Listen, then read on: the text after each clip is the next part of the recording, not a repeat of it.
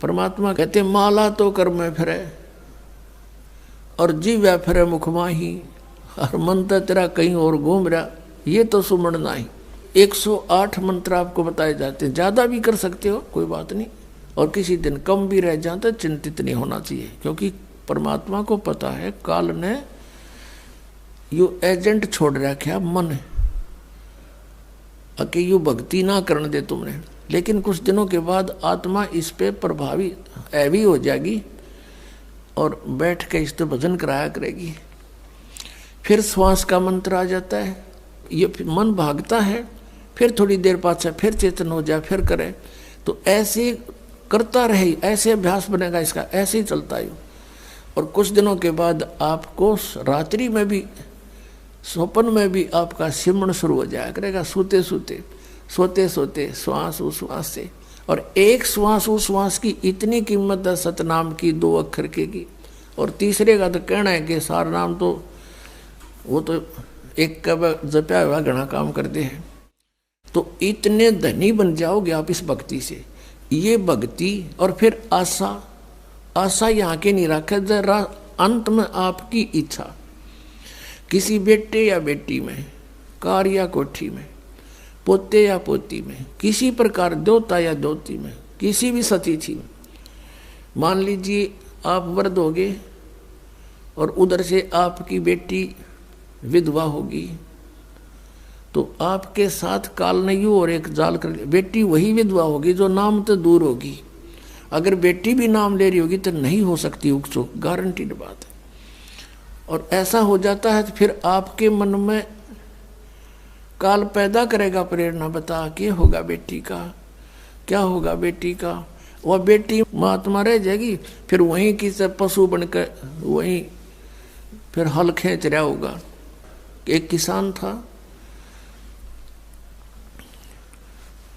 परमात्मा की आत्मा था, कहते हैं जो जन मेरी शरण है। पुणात्मा आप समझोगे, क्योंकि बालक नहीं बुद्धिमान समाज है आज मानो। किसी का बालक बिगड़ जाए, बेटा या बेटी, उस माता पिता से पूछ कर देखो वो कितना दुखी रहता। सपने में भी उसको ये चिंता बनी रहती है कि किस प्रकार मेरा बच्चा फिर से लाइन पकड़ जाए, उसके लिए कितना दुखी होता है। और हम उस परम पिता के बच्चे, उसी के बेटा बेटी हम, और वो हमारे, हम कितने बिगड़ गए, बिगड़ के यहाँ आगे इस काल का फंस गए। अब ये हमारी रेल बना रहा है सबकी, ब्रांड मट्टी कर रखी यहाँ पर, ले लिए टिंडिया हमने इसके साथ आकर के। लेकिन वो कहते हैं ना माता पिता बुरे नहीं हो सकते, बेटा बेटी वैसे 100 गलती कर दे। अब उसी विधान से वो हमारा पीछे फिर रहा है। परमात्मा कहते हैं कि जो जन मेरी शरण है, एक बार भी किसी युग में ये भोली आत्मा मालिक से टच होगी, कभी उसके भेजे हुए दास से कभी उपदेश ले लिया, तो फिर वो रह भी गया यहाँ पर, फिर भी मालिक उसके पीछे पीछे फिरता, कभी इसने सद्बुद्धि आ जा, किसी प्रकार फिर से ये लाइन पकड़ दे। तो ऐसा ही एक किसान था। अब उसके पास परमात्मा गए और उसे राम रमी करी, क्योंकि पिछला संस्कार जो होता है उसमें गुण होते हैं। उस किसान ने कहा आओ महाराज, आओ बैठो, भोजन पाओ महाराज, दूध लाओ रे तेरे चाचा महाराज खातिर दूध लाओ। बहुत सेवा करी। अब परमात्मा ने कहा, भक्त कहा चौधरी साहब कुछ भक्ति भी कराया करो। बोला जी भक्ति करा हम खूब है। क्या करते हो? शिव जी भगवान का जल चढ़ा जा और श्याम जी की पूजा करते हैं। 8 ने पूड़े तार लिया, 2 ने खीर बना ले, और कभी कभी गंगा स्नान भी करके आते हैं। परमात्मा लगे उन्हें समझान, काफी देर तक सत्संग किया, समझाया। अब पुण्यात्मा थी काफी प्रेरित हुआ, अक महाराज बात तो सच्ची कहो तुम। कहा फिर उपदेश ले लो भाई। अकना अभी नहीं, अभी तो बालक छोटे छोटे हैं, इनको कुछ इनकी विवाह कर दूं और ये काम संभालने जोगे हो जा महाराज जी, फिर पक्का नाम ले लूंगा। परमात्मा चले गए, साधु रूप में थे। बालक भी विवाह कर दिया बच्चों का, वो सारा कारोबार भी संभाल रहे हैं और पोता पोती भी हो रहे हैं। तब परमात्मा गए, अक भाई भगत अब तो आजा मेरी शरण में। ने बोला महाराज जी तू अच्छा पीछे पड़ा मेरे, छोटे छोटे पोता पोती हैं, बच्चे खेतों में काम करें, इन बालका ने कौन खिलावेगा। इब नहीं माड़े ये बालक ठीक हो जाने दे, पोते पोती माड़े बड़े हो जा थोड़े से, फिर आना। अब वो फिर गए परमात्मा, 5-7 वर्ष के बाद बूढ़े की टिकट कटी पाई, वो मर लिया। अब क्या देखा कि वही व्यक्ति अपने ही घर में बैल बनकर आ रहा है और पुत्र उसने हड़ में जोड़ रहे। वहां पहुंचे परमात्मा। अब वो बच्चे जाने थे महाराज को कि आओ महाराज जी आगे। कहा गया भाई, बोला भाई डटिए, एक बार 2 बात कर लो, तेरे पिताजी थे। वो बच्चा बोला जी पिताजी की तो मृत्यु हो ली। बोला भाई, वो परमात्मा बोले मुझे मालूम है। अब उस बैल के पास गया, कान में कुछ मंत्र से बोले। वो उसने तो मंत्र लागे थे, परमात्मा उसकी भाषा में बोल रहा था। तो बैल ने अंदर से बोल तो वो नहीं सके था, अंदर की भाषा भी जानते हैं मालिक। अब उसने कहा बाबा, परमात्मा ने कहा रहा ईब तो आ जा मेरी शरण में, तेरा यो शरीर छुटवा दूंगा यहीं पर और तुझे मनुष्य जन्म दिवा दूंगा। तेनों क्या महाराज जी तू जा अपना काम करे। अब मेरी जगह पे कोई और बैल आ गया और काम ठीक ना करेगा तो मेरे बड़का का टोटा नहीं हो जाएगा। अब परमात्मा चले गए, भाई ठीक है। कुछ दिनों के बाद क्या हो गया कि वो बैल वाला शरीर भी छूटना ही था, कभी ना कभी मृत्यु होगी। फिर वो बन गया सर्प। अब सांप बनकर इसको याद आती है कि कुछ पैसे जब दबा रखे हैं मैंने, धन पहले जमीन में छुपा दिया करते, चोरी के डरते हैं। चांदी के सिक्के, सोने के जेवरात, आभूषण जमीन में दाब दिया करते। बूढ़ा मर जा बतान पावे को नहीं, फिर वो सर्प बन के आया करे ना, रह गए उड़ा कहे हमारा सर्प आवे है। वो सर्प थारा है कि में लग गया होगा पिछला संस्कारी को, दाब रहा होगा 500-200 रुपये की तक कूण में, उन्हें ढूंढता फिर। अब वो सर्प बन के आ गया। वो जो ही सर्प बन के घर में घुसा, बच्चा ने पता लग गया, उसके मारे लठे वो डंडे डंडे मारने लगे, इतने मोरी में निकल के और बाहर उसका जंगल सा था उसमें खिसक गया और वहां पड़ा पड़ा कर रहा है सांप। अच्छे डंडे लाग रहे, उसकी सांकड़ी गई टूट।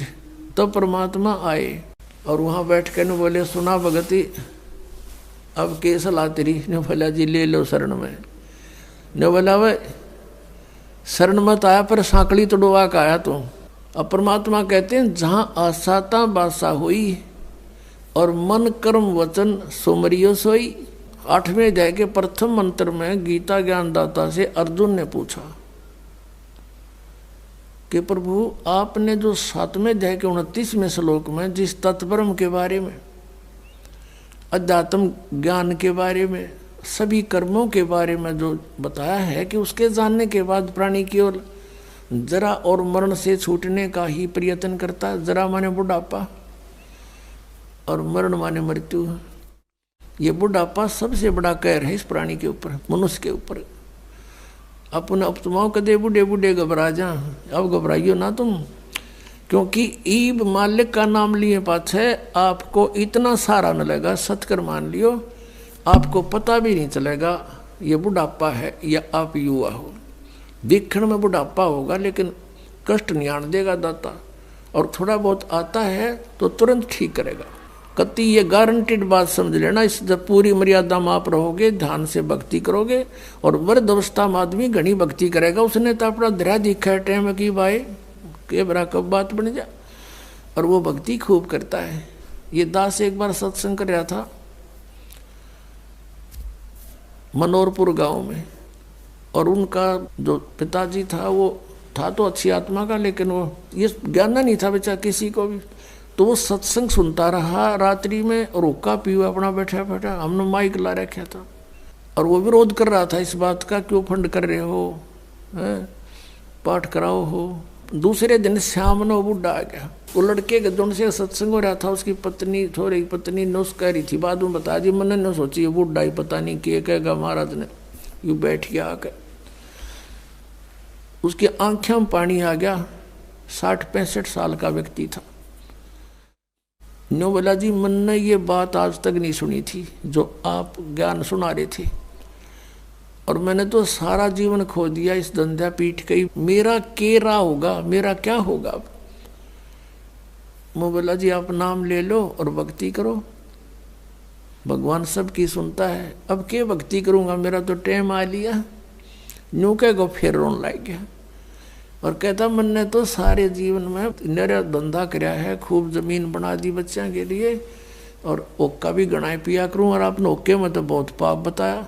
माँ जी भगवान का बताया मैंने तो, इसमें बहुत गुना पाप है, शराब में, मांस में, ये तो बहुत तम्बाकू में, ये तो घोर अपराध है, चोरी ठगी जारी में। अब बोला मेरा क्या बनेगा, अब मेरा तो पेटा भरा ही को नहीं। आपने ज्ञान निशा दे दिया, ना ज्ञान था इतना तो चलो दुखी भी ना था, तो दुख भी घना होगा। तो मैंने उसको कहा कुछ नहीं बिगड़ा आपका, आप नाम ले लो। अकीब के नाम लूँगा मैं, मेरा तो टाइम आ लिया। मैंने उसको समझा कि जैसे कुएं में बाल्टी गिरती हो, लंबी लंबी रस्सी होती थी पहले, 150 फुट के, 100 फुट के कुएं होते थे नीचे, इतना गहरा पानी होता था, और लंबी रस्सी होती थी। तो उसमें कहते हैं जब मान लो वह बाल्टी कुएं में गिरती हो, रस्सी लटकती आ रही हो, और भाग के पकड़ने की चेष्टा करे, और उसकी पूछड़ी सी भी ठा जा end of the rope, last में उसकी वह पूछड़ी भी ठा गई 6 इंच की भी, तो इन्होंने सोच ले सब कुछ मिल गया। और जब उसने भी छोड़ दे, गई जान दे, तो वह गई फिरते, वो तो जा ही रही है। तो वह पूछड़ी पकड़ने के बाद पानी भी मिल रहा और बाल्टी भी आ गई, कुछ भी कौन गया। आप नाम लो, भक्ति कर, आपकी तो पूछड़ी सी रह रही है। और इस जीवन में भक्ति पार हो जाओगे। जीवन तय थोड़ा ही भला, जब सत सुमरण हो, और लाख वर्ष का जीवना कोई लेखे धरे नहीं कोई। ये सत्कर मानना, जो बालक है वो तेने सोचे को नहीं मरा, ईसा स्मरण करें, थोड़ा करें, घना करें, फिर भी वो लाइन पकड़े हुए हैं, मर्यादा में है। और बुढ़ा आदमी तेने सोचा बेरा नहीं कदटे कट जा, दिन रात अपना भक्ति में ध्यान रखेगा, तो वह बात उसका करड़ी समझ में आएगी। और मैं बोला बात सुन ले, जब नियम में रहेगा, जितनी आयु चाहिएगा उतनी दे देगा परमात्मा। यो कबीर भगवान है, ये आयु बढ़ा देता भगवान की। तो जो बोला जी फिर तो नाम दे दो। मैं बोला हुक्का नहीं पीऊंगा, अकाज जब फोड़ दूंगा इस हुक्के ने। उसी दिन तो परित्याग कर दिया और भक्ति करी। 10 साल और जिया वो बुढ़ा, 75 साल की उम्र में आराम तो मृत्यु होगी। अब भगवान किसे कहते हैं? भगवान ने इसलिए तलाश करते कि शायद दुखी प्राणी हो, और कितना पापी हो, कितना अपराध कर गया अनजान पड़े में, परम पिता को बुरा नहीं लगता वो बेटा अपना बेटी। अब परमात्मा कहते हैं शरण पड़े को गुरु संभाले, और जान का बालक भोला रे, कहे कबीर तुम चरण चित राखो, जो सुई में डोरा रे। अपने गुरुदेव के प्रति इतना लगाव रखो अटूट, जैसे सुई में धागा डाल दिया जाता है तो उससे दूर नहीं हो सकता, वो लटकता ही रहता है साथ के साथ। तो ऐसे आप ये मर्यादा, ऐसा लगाव अपने गुरु जी से रखना पड़ेगा। और फिर कहते हैं शरण पड़े को गुरु संभाले, जान के बालक भोला रे। जैसे अनजान बच्चा पालने में झूल रहा है, उसने टट्टी भी कर दी, पेशाब भी माए कपड़ों में कर दिया, और हाथ पैर सारे खराब कर लिए। अब माँ आती है, वो देखती है कि तो सारा काम बिगाड़ रखा है, उसने वो बेटा या बेटी बुरा नहीं लगता, उसको पता है कि बालक से इसको पता नहीं। उन्हें नवावेगी, धोएगी, कपड़े धोकर सुखावेगी, फिर उन्हें दूध पियावेगी, सीने तो लगावेगी, प्यार करेगी।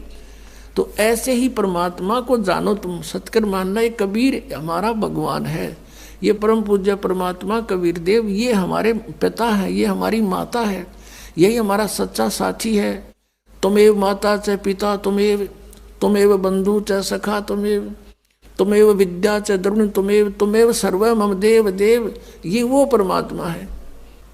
अब इस परमात्मा को आप आज इसे दिखाई दो, जैसा मानो वो बालक टट्टी पेशाब करके पालने में पड़ा है।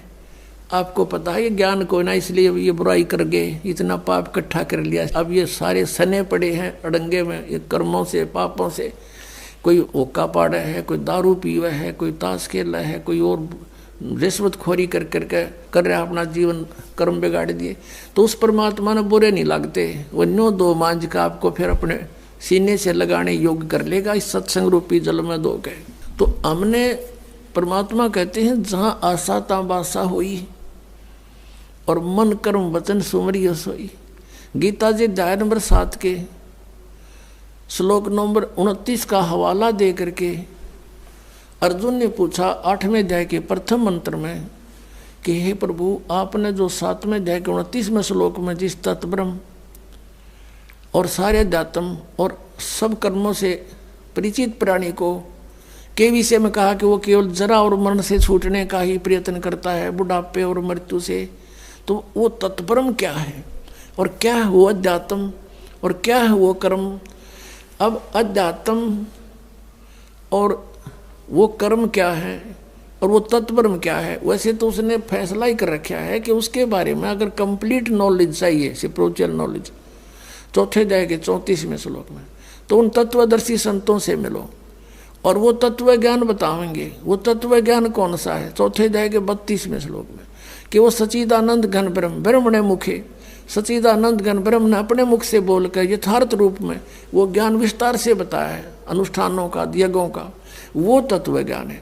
उसको तत्वदर्शी संत जानते, मैं नहीं जानता। फिर भी उसने कुछ हिंट दिया है 8वें अध्याय के एक मंत्र का उत्तर 8वें अध्याय के 3रे मंत्र में श्लोक में दिया गीता जी में कि वो परम अक्षर ब्रह्म है।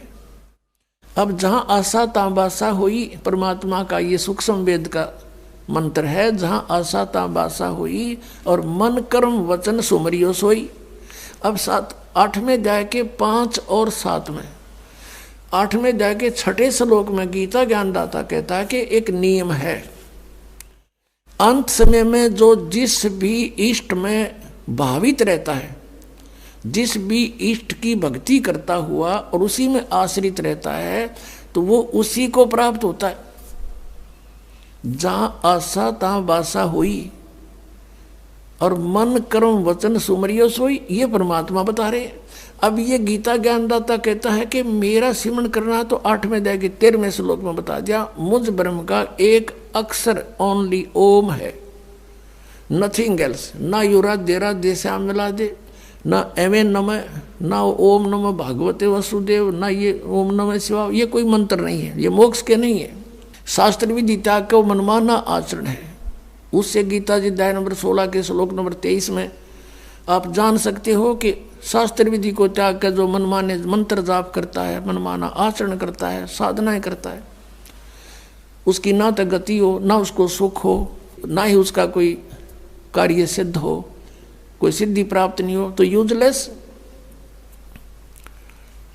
तो यहाँ 8वें अध्याय के 5 और 7 में गीता ज्ञानदाता कहता है मेरी भक्ति कर, मुझे प्राप्त होगा। लेकिन यहाँ शांति नहीं हो सकती, युद्ध करना पड़ेगा।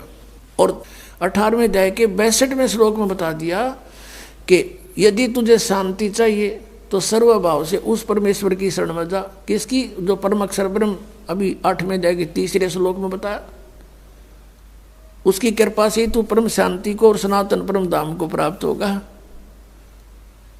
और उसका मंत्र क्या, वो तत्वदर्शी संत बताएंगे। इसने हिंट दिया थोड़ा सा 17वें अध्याय के 23वें श्लोक में कि ओम तत्सत इति निर्देश ब्रह्मण त्रिविध समर्थ है। ब्रह्मण माने सच्चिदानंद घन ब्रह्म का ओम तत्सत, ये 3 प्रकार का मंत्र है। इसका निर्देश है, निर्देश में कोई और अग्रम अग्रम खत्म हो जाती है, फाइनल डायरेक्शन है, नथिंग एल्स। तो पुण्यात्मा 8वें अध्याय के 8, 9, 10 श्लोक में कहा है कि यदि तूने उस परमात्मा के पास जाना है तो उसी तरह मन कर्म वचन से उसकी भक्ति कर। उसका मंत्र बताएंगे तत्वदर्शी संत। ये ओम तो सीधा इस ब्रह्म का है, तत् और सत ये कोड वर्ड है, सांकेतिक शब्द हैं। ये दास बताओगा आपको। इस पृथ्वी पर इस दास के अतिरिक्त इस खजाने का धनी कोई नहीं है, ये सत्कर मान लेना। अब यहाँ दास ने ये धनी शब्द गलत बोल दिया। ये दास तो नौकर है, धनी तो कबीर परमात्मा है। उस परमेश्वर ने अपने नौकर को ये खजाने की चाबी दे दी, खोल और बांट दे अपने बहन भाइयों में।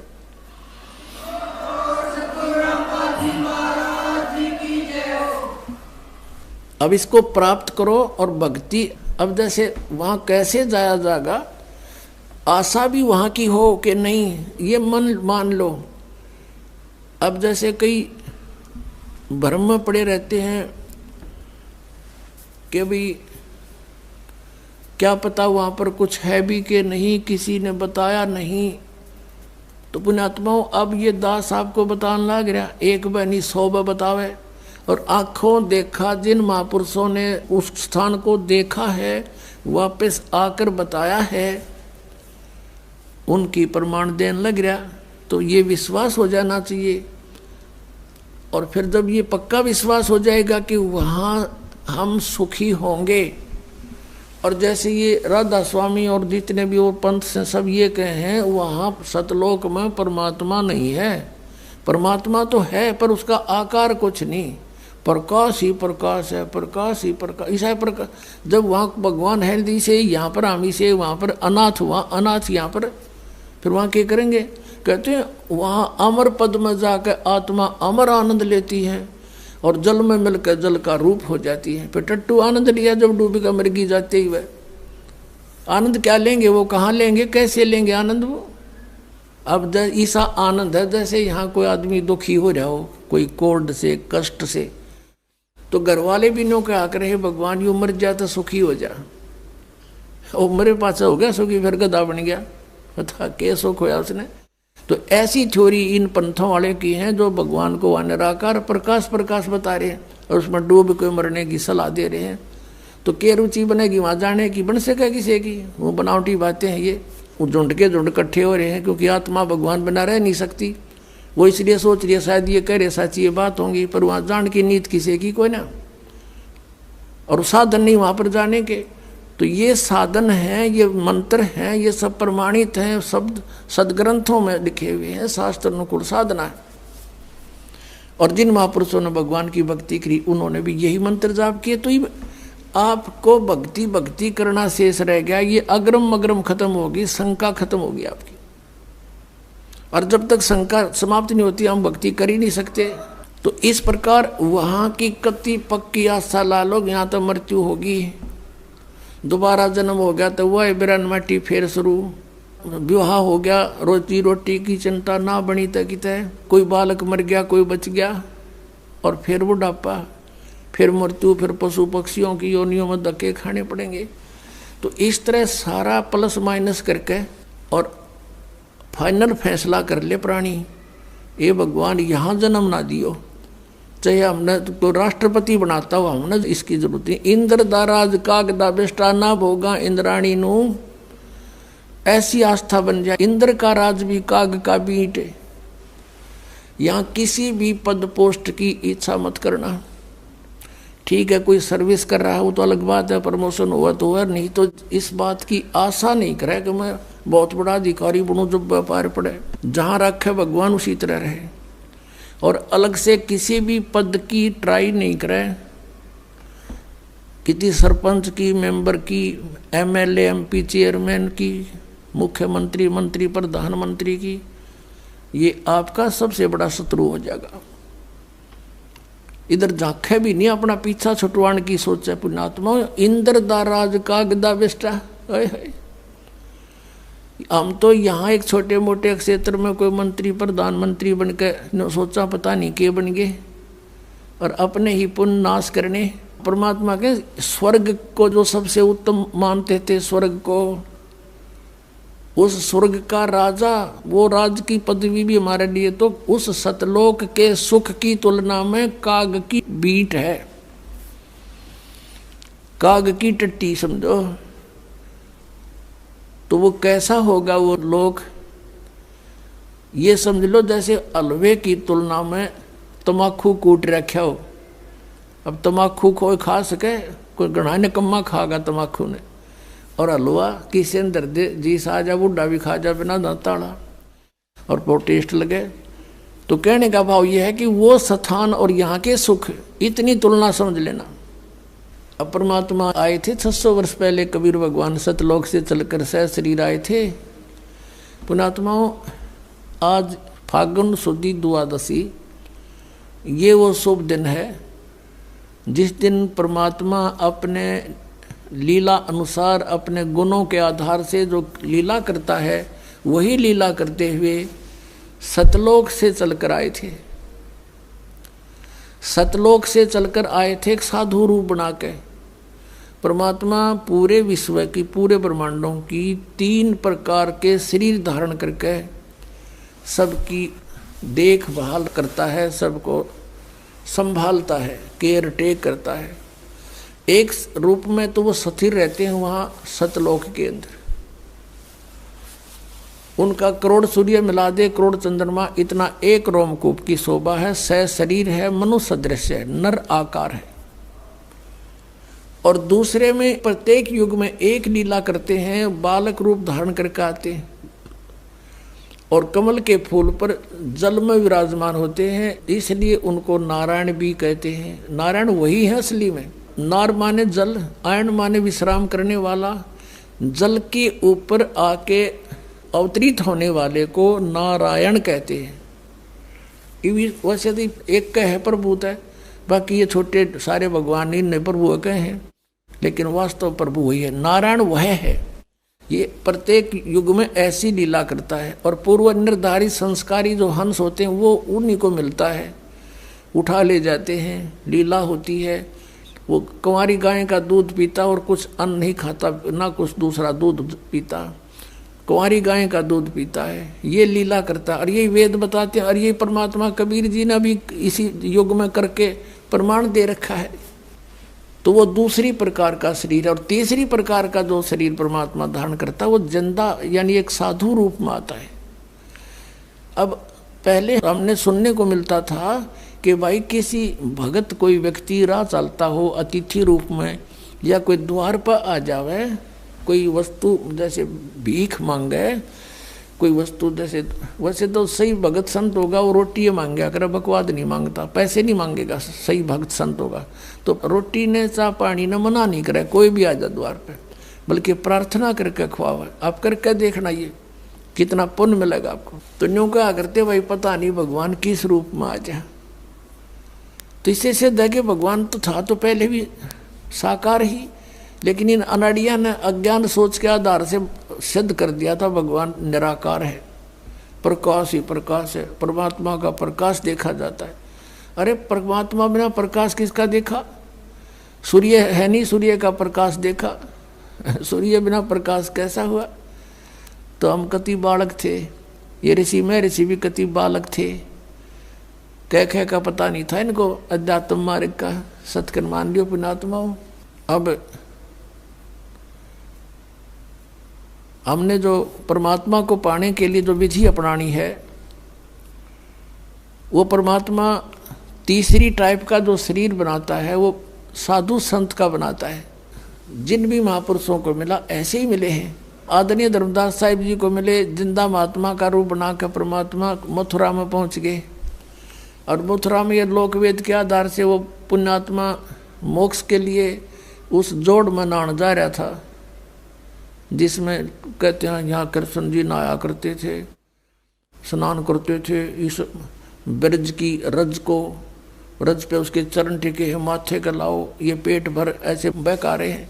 अगर वो स्थान ही मोक्ष का होता तो श्री कृष्ण जी क्यों छोड़ कर जाते? वो द्वारका में जाकर रहने लगे।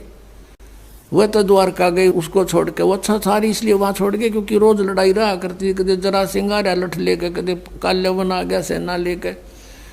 तो उस भगवान ने सोचा अपना इन मूर्खा गेला क्यों मूर्ख होया और कितना न मारूं, ये तो सबकी बुद्धि भ्रष्ट हो रही है।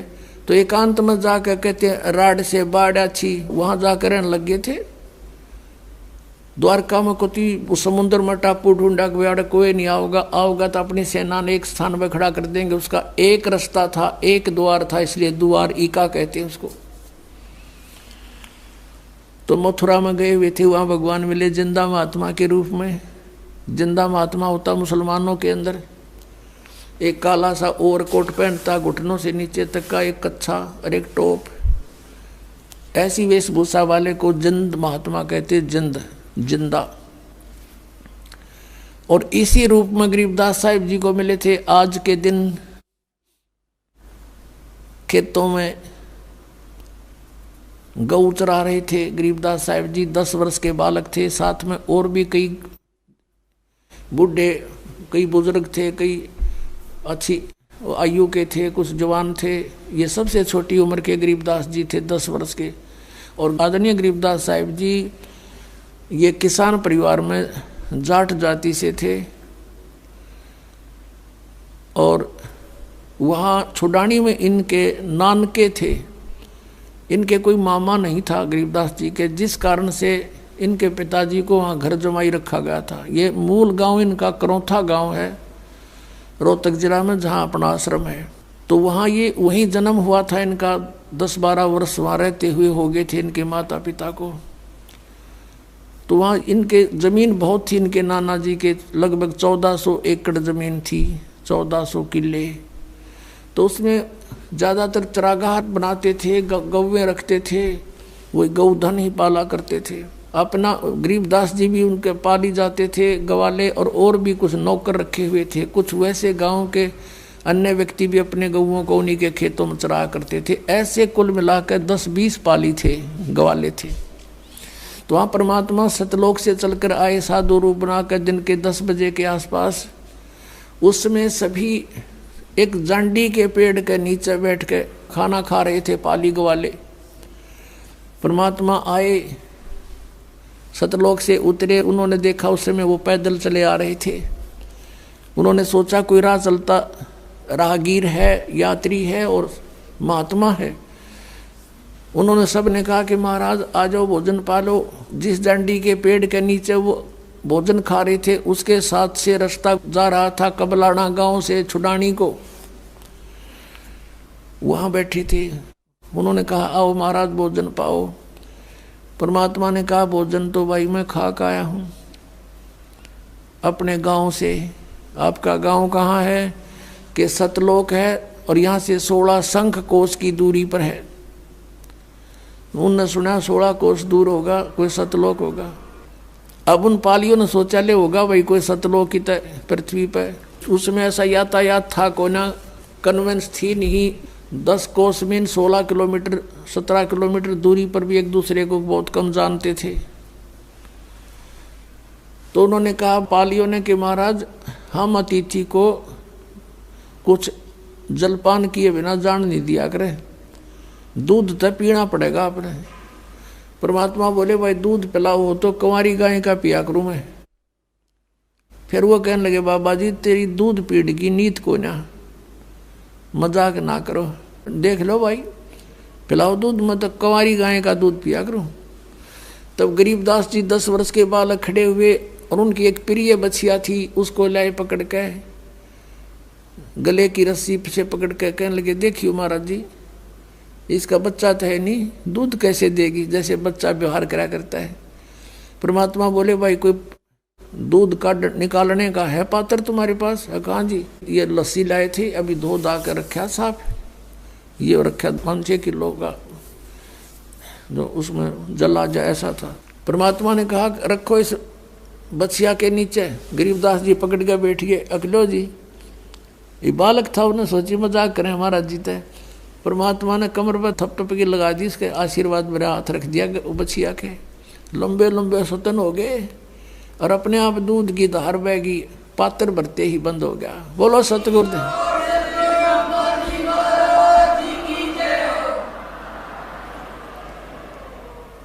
अब गरीबदास जी ने परमात्मा को दिया, कबीर परमेश्वर जी को, सतपुरुष को। कुछ परमात्मा ने पिया, फिर कहा ले भाई पालियो आ जाओ तुम भी पी लो। ये सतलोक से आया हुआ है, यहाँ का नहीं है। अब वो पाली बोले अब ना पीवे, ये जादू जंत्र का दूध है और तेरी के बेरा कौन सी जाति का है तो उसने छुआछात बहुत ज्यादा थी। अब वो तो उठ कर चले गए। कहते सकल पदार्थ है जगमा ही कर्महीन नर पावत नाही। गरीबदास जी बोले ला मुझे दो महाराज, और पी गए गट गट। फिर अब वो तो अमृतारा सतलोक थे, वो अमृत पिए पाछा आदि आत्मा वैसे ही निर्मल हो जाती है।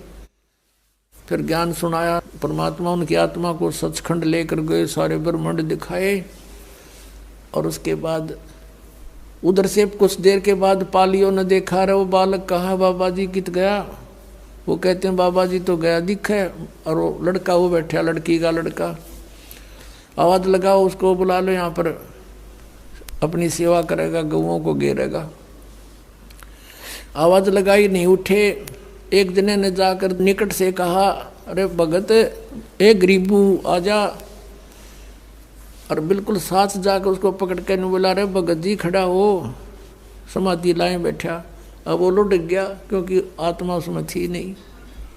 सब ने चिंता होगी, सारे भाग कर आए, क्या हो गया क्या हो गया। अरे लड़की का लड़का मर गया, इकलौता पुत्र, अब वह लड़की मरेगी। हाहाकार मच गया, गांव में भागे आए 2 पाली, नगर में सन्नाटा छा गया, भागे गए। माता पिता बेहोश हो गए ये सुनते ही, पुत्र की मृत्यु सुनते ही।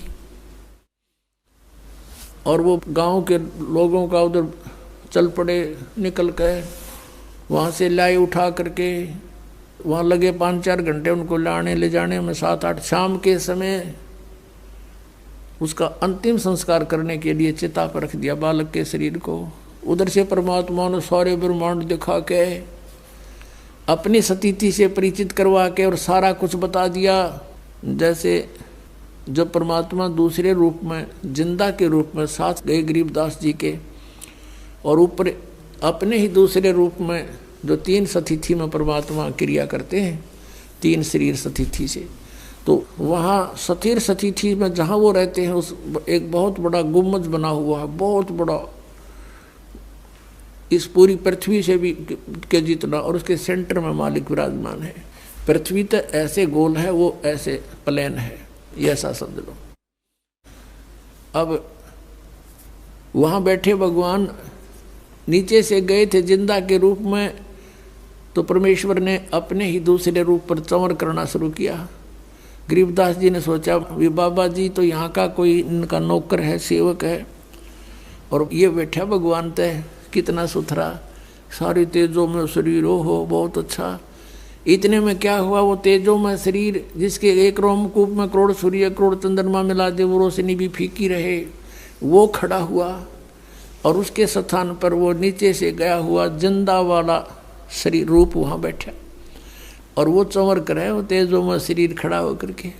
अब गरीबदास जी देखा भी बाबा जी भी आंडी है गति, इसको ऊपर भगवान भी इसकी सेवा करे, ये कैसे भाई। बालक था, इतने संकल्प विकल्प हो रहे थे, इतने में वो तेजों में शरीर उसमें समा गए, जिंदा वाले महात्मा के शरीर। चंवर अपने आप ऊपर सेवा कर रहा है ऑटोमेटिक, बगैर किसी सपोर्ट के। तब परमात्मा ने कहा कि बेटा मैं असंख्य ब्रह्मांड का स्वामी हूं, मैं कुल का मालिक हूं, मेरा नाम कबीर है, और मैं काशी में 120 वर्ष रहा और अपना ज्ञान प्रचार किया। लेकिन मेरे ही बच्चों को काल ने अपने पाले में खड़ा कर रखा है, किसी को तो ब्राह्मण बना दिया, किसी को मुल्ला काजी बना दिया है, और किसी को ऋषि मंडलेश्वर झूठे पद दे के ये मेरे दुश्मन बना दिए बेटा, मेरे ही बच्चों को। और फिर गरीबदास जी ने कहा महाराज जी मैंने यहीं रख लो, क्योंकि मालिक ने बताया कोट जन्म तन भ्रमत हो गए, कुछ नहीं हाथ लगा रहे, सारी सृष्टि रचना सुनाई, और तुम यहाँ रहा करते। देखो गरीबदास ये सारे मकान खाली पड़े, वो जितने वहाँ धक्के खाते अंडे एक एक झोपड़ी में गुजारा कर रहे हैं, और यहाँ इनके ये सब मकान खाली पड़े हैं। तब गरीबदास जी ने कहा परमात्मा मुझे यहीं रख लो, मुझे ना भेजो, यहाँ तो बड़ा आनंद है, बड़े ठाठ हैं सारे। तो परमात्मा ने कहा तूने जाना पड़ेगा, क्योंकि तुम यहाँ से जब आप गए थे सब भक्ति से परिपूर्ण थे, आप फुल चार्ज थे।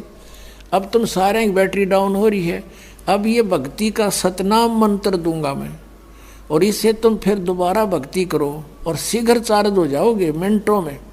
ये तो इतना गजब का मंत्र है, आज तक किसी को मिला है को नहीं। और अगर मान ले कोई नकली किसी से लेकर जाप बिकना तो ये काम नहीं करे, क्योंकि अधिकारी बिना इसका काम हो ही नहीं सकता, ये अध्यात्म मार्ग है। तो अब तुम जाओ और अपने भाई बहनों को समझाओ जाके, तेरा परम कर्तव्य बनता है भाई बच्चा कि सबके अंधेरा हटा दे, सबको समझा दे। और उनको फिर गरीबदास जी ने कहा भगवान वहाँ तो बहुत गुंडा लोग, तो डर लगन लग गया हमें उस गंदे लोग थे।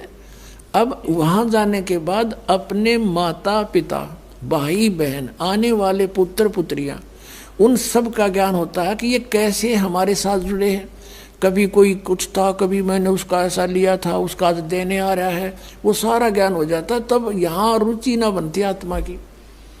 बहुत कुछ कहा गरीबदास ने कि भगवान वहाँ तो कभी सारा झूठा जुगाड़ है, रख लो मेरे दाता। परमात्मा ने कहा बेटा ऐसे नहीं रखा जा सकता, आप जाओ स्वयं भी भक्ति करो। ये भगवान वहाँ भक्ति काल में कर नहीं देगा।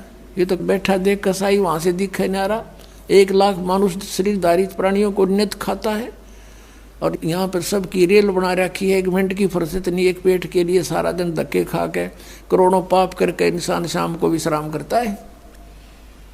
तो परमात्मा ने कहा बेटा यू ऐसा मंत्र दे दिया, जब ही सतनाम हृदय धरो भयो पाप को नाश, जैसे चिंगारी अग्नि की बेटा पड़े पुराने घास। तो ढेर सारा घास हो, अब कितने पाप हो लिए तुम्हारे अनजानपने में, आगे ना करियो। जो जानबूझ के गलती करे वो तो फिर पिटाया करे। और फिर ऐसा मंत्र है जो आग लगा देगा, सारे संचित कर्मा का भी नाश करेगा, प्रारब्ध वालों का भी करेगा बेटा, और भविष्य में आप करोगे नहीं। और जैसे आपके कर्तव्य कर्म में, आपके प्रतिदिन के कर्म में जो पाप होते हैं वो तो आप पर लागू नहीं होंगे। और फिर ये मंत्र दे दिया, ये साथ के साथ साबुन और पानी का काम करेगा, जल का। जैसे कपड़ा डेली पहनते हो मैला हो जाता है, साबुन और जल से साफ करो, वैसा ही फिर हो जाएगा। तो ये साधनाएं आपको ऐसी दी जाएंगी, आपका यो आत्मा निर्मल बना रहेगा और पिछले मैल उतर जाएंगे। आगे इसने रोज धोइयो, साधना करते रहना। तो बहुत कुछ समझाया। फिर गरीबदास जी ने कहा परमात्मा मेरे साथ रहना। अग बेटा कोई बात है, भगत के मैं साथ नहीं रहूंगा तो काल तो उसको सबसे पहले मार डालेगा। तो ये सब कह समझा के और भेज दिया वापस। उधर से चिता पर रखा हुआ था अंतिम संस्कार करने के लिए। जो ही परमात्मा ने आत्मा को दोबारा प्रवेश किया, वो बंधन जो ऊपर बांध रखे थे वो अपने आप टूट गए। हलचल हुई, शरीर में खड़ा हुआ, और जो देखा हुआ था वो लोक, वो वाणी मालिक ने गरीबदास जी के हृदय में अपना वो ज्ञान दोबारा फीड कर दिया। क्योंकि दाता को पता था कि काल के दूत मेरे मार्ग में आएंगे, मेरे ज्ञान को कुछ बिगाड़ देंगे, कबीर सागर वाले को। उसकी पूर्ति गरीबदास जी के द्वारा करवा दी परमात्मा ने। और कबीर सागर में लिख रखा है कि 12वां पंथ आओगा जो गरीबदास जी का, संवत 1774 में मेरी वाणी फिर प्रकट होएगी, मेरी महिमा। और फिर उस 12वें पंथ में, ये 12 पंथ तक तो ऐसे ही है, ये भक्ति नहीं कर सकते क्योंकि इनका समझ ना हो या कहानी। 12वें पंथ में फिर आगे चल के हम आएंगे और सब पंथों को मिटाकर एक ही पंथ चलाएंगे।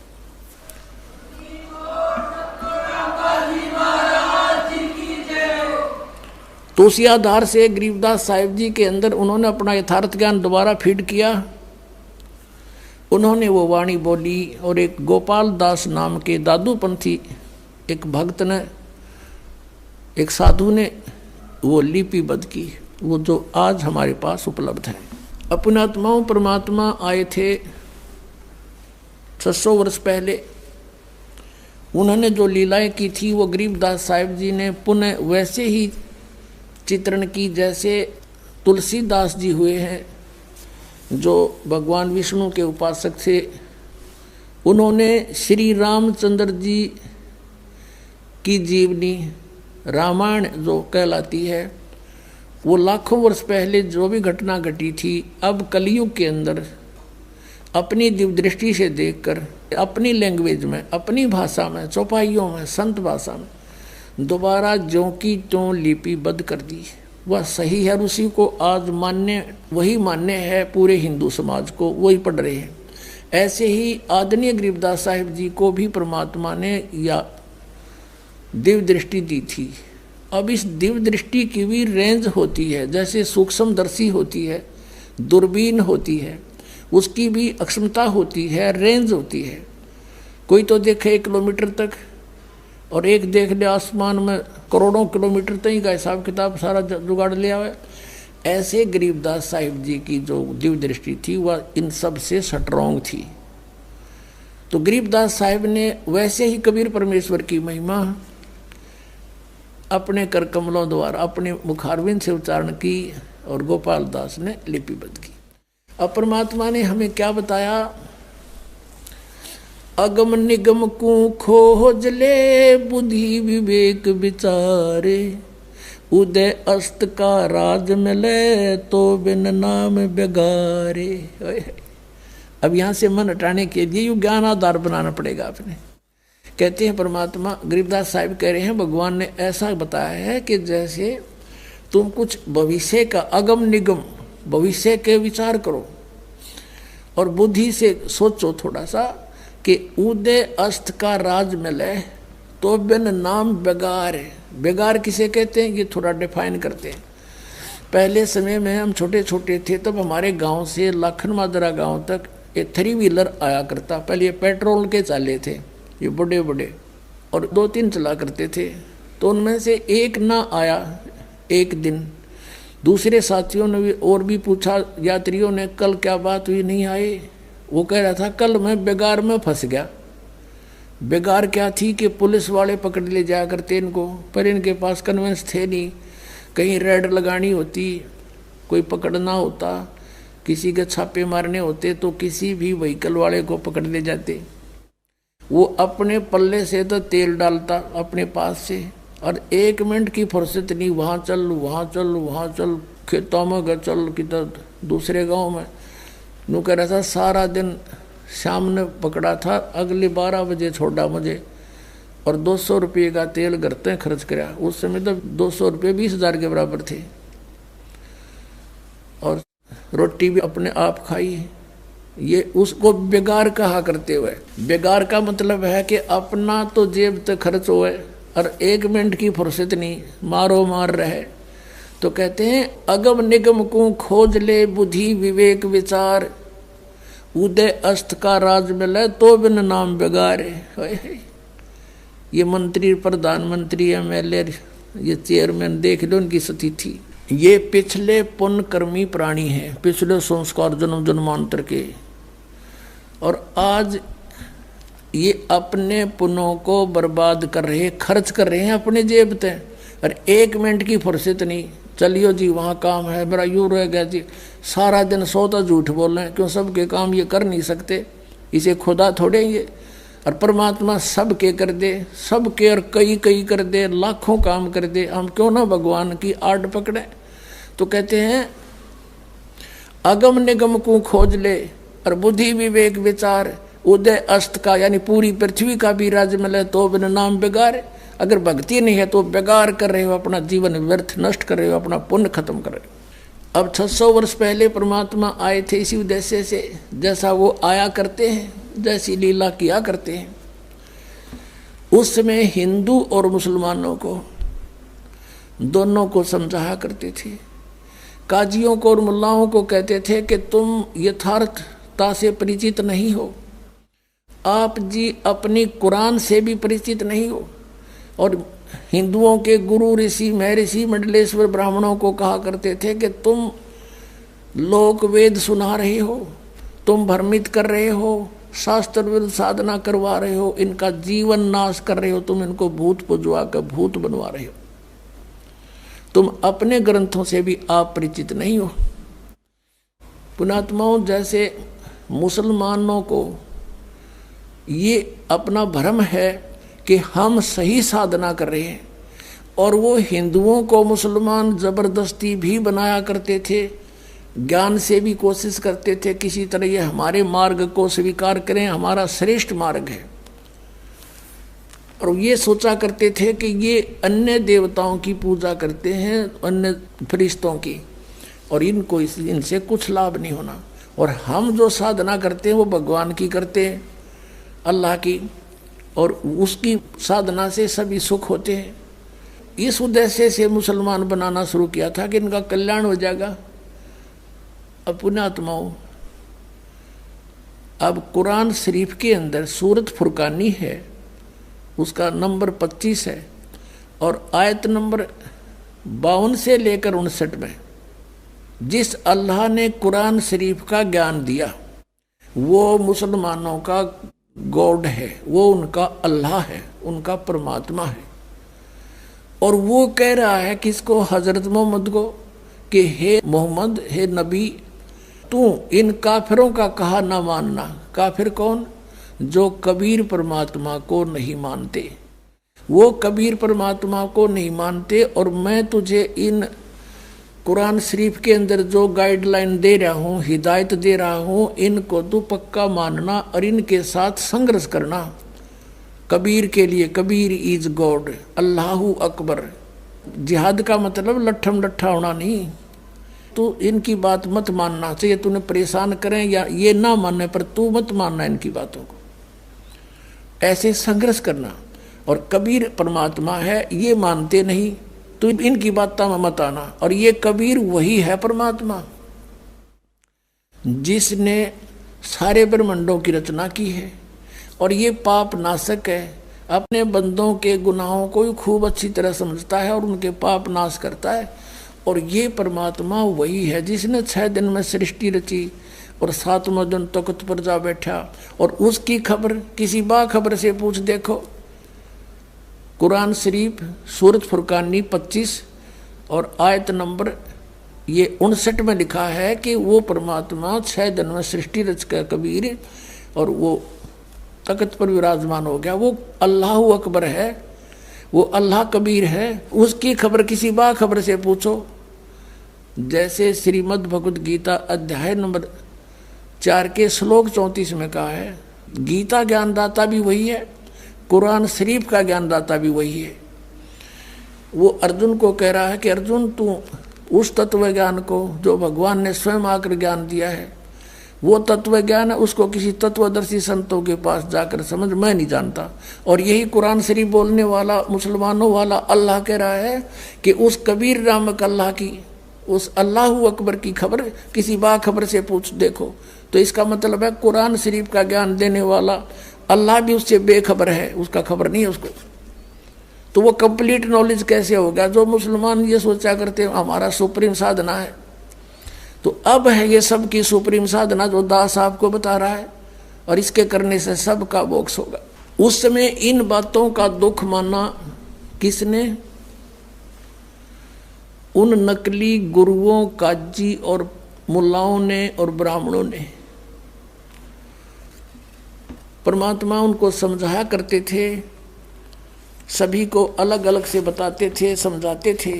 क्या कहा करते थे कि नबी मोहम्मद नमस्कार है, राम रसूल कहाया, 1,80,000 को सौगंध जिन नहीं करद चलाया। कबीर परमात्मा कहा करते थे कि तुम जिन महापुरुषों का नाम लेकर मांस खाते हो, गायें काटते हो, हत्याएं करते हो, मुर्गा काटते हो, बकरा काटते हो, भगवान ने कितना अच्छा आपको आहार दे रखा, काजू किस्मत सेब संतरे, और नहीं तो ये बाजरा ज्वार गेहूँ चने चावल कुछ भी खाओ, ये अड़ंगा क्यों खाते हो? तुम्हारे नबी ने, हजरत मोहम्मद ने कभी किसी की हिंसा नहीं की।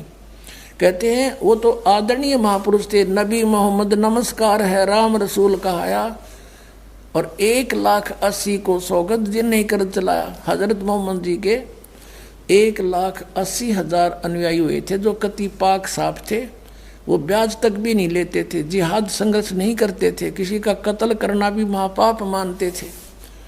वो तो ऐसे महापुरुष थे। कहते हैं अरस कुरस पर अल्लाह तकत है, अरस कुरस पर आसमान के ऊपर अंतिम छोर पे अरस कुरस पर अल्लाह तकत है, भगवान का सिंहासन है, और खालिक बिन नहीं खाली, और वह पैगंबर पाक पुरुष थे साहिब के अब्दाली। जिन महापुरुषों की तुम आड़ लेकर दुनिया को भ्रमित कर रहे हो, मांस खिला रहे हो, पाप के भागी बना रहे हो, उन्होंने कभी मांस छुआ नहीं। कहते हैं हम मोहम्मद को वहाँ ले गए हो, कबीर साहब मिले थे उस प्यारी आत्मा हजरत मोहम्मद को, और उनको यहाँ एक मिनी सतलोक है परमात्मा का अलग से, जैसे राजदूत भवन होता है, तो वहाँ लेकर गए थे। तो वहाँ इसलिए रखते हैं जैसे जो आत्मा है यहाँ से ले गए वहाँ रख ली, अरे भी ये आ गया भक्ति युग, अब उसको जन्म दे देते हैं परमात्मा। अब ये छोटे छोटे बच्चे आने लग रहे, बहुत पुण्यकर्मी प्राणी है जिनका आँखें आड़ा खुला आकर के, ये हंस है, वो परमात्मा ने स्टॉक रखा यहाँ पर इस युग के लिए, इस समय के लिए। तो वहां ये कहते हैं इच्छा रूपी वहां नहीं रहे हो, उल्ट मोहम्मद महल पठाया, इस शरीर में वापस भेज दिया। और गुज बीरज एक कलमा लाया, कहते हैं उसने रोजा बंग नमाज दे रे, बिस्मल की नहीं बात कही रे। बताओ, उन्होंने वो ऊपर से जो आदेश लेकर आया था हजरत मोहम्मद, उसमें बिस्मल यानी गाय को काटना, मुर्गे को काटना, बकरे को काटना, इसको बिस्मल बोलते हैं। ये कहते हैं रोजा बंग और नमाज बताई थी उसने। रोजा माने व्रत, बंग जैसे ऊंचे शोर माज करना, है भगवान हमारी अर्ज सुनना, इसको बंग बोलते हैं। और 5 वक्त की नमाज, कहते सिर्फ इतना आदेश था हजरत मोहम्मद का, ये मांस खाने का नहीं था। ये तो बाद में किसी फरिश्ते ने किसी में प्रवेश करके ये बकवाद गढ़ रखी है, उसने कभी नहीं कहा। जैसे हिंदू धर्म में कहीं देखिए किसी में भूत प्रवेश हो कहने का मैं बहरो बोलू हूँ, बकरा बनाओ, दारू पिलाओ, अब उसने शराब पिलावे और बकरा काटे, तो पाप शुरू करवा दिया। उस नालायक आत्मा जो भ्रमित है, भूत, उसने नाश करवा दिया। ऐसे ही वहाँ अगर कहीं मांस खाने का प्रावधान है तो उन महापुरुषों का नहीं है, ये किसी का। तो कहते हैं रोजा बंग नमाज दई रे, बिस्मल की नहीं बात कही रे, अरस कुरस पर अल्लाह तकत है खालिक बिन नहीं खाली, वह पैगंबर पाक पुरुष थे साहिब के अब्दाली। वो पवित्र आत्माएं परमात्मा की कृपा पात्र थे, वो परमात्मा के रसूल यानी पैगंबर बनकर आए थे। और उन्होंने ऐसा जुल्म करने को नहीं कहा जो तुम आज मन गढ़ंत कर रहे हो। ऐसे ही हिंदुओं को कहा करते थे कि तुम अपनी गीता से परिचित नहीं हो। गीता में तुम कहते हो श्री कृष्ण जी ने ऐसा बोला, श्री कृष्ण जी तो कहता मेरे तो जन्म और मृत्यु होते हैं, मैं तो नासवान हूं। अगर तुम ये मानते हो श्री कृष्ण ने गीता बोली,